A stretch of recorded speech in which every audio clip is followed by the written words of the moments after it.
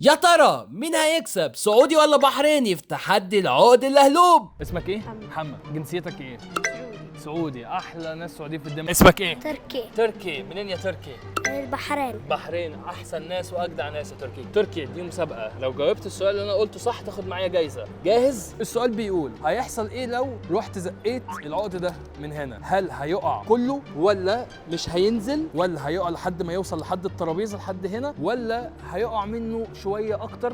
تقريبا أكثر من نص شوي اكتر من نص شويه أو نص. او نص. ايه ده؟ بينزل كل العقد. متاكد؟ شفتها قبل كده ولا عارف الاجابه ولا بتتوقع؟ توقع. بتتوقع؟ ما شفتهاش قبل كده؟ يعني هنشوف. جاهز تشوف اللي هيحصل؟ 3 2 1. واضح ان كلام تركي صح، واجابه صحيحه يا تركي. الف الف الف الف مبروك، كسبت معانا جايزه هوت ويل. نايس. كونجراتيشن يا تركي. طيب عارف قناه شرق العلوم؟ عارفها؟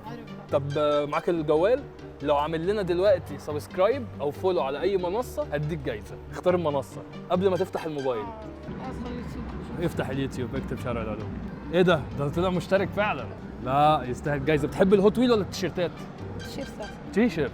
عادي تيشيرت من شارع العلوم بالديزاين من الميرش بتاعنا. أفضل تيشيرت. حبيبي تسلم لي والله، اتبسطت ان انا قابلتك جدا. شكرا يا حبيبي. تسلم حبيبي.